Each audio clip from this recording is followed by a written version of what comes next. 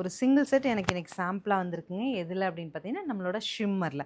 Shimmer sari with big ஃப்ளாஸ் 800ங்கிற பட்ஜெட்டில் அழகா முந்தி அண்ட் ப்ளவுஸ்.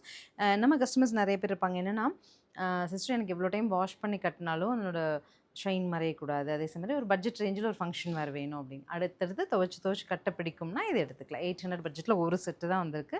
ஸோ மோனோபோலியாவும் எடுத்துக்கலாம்.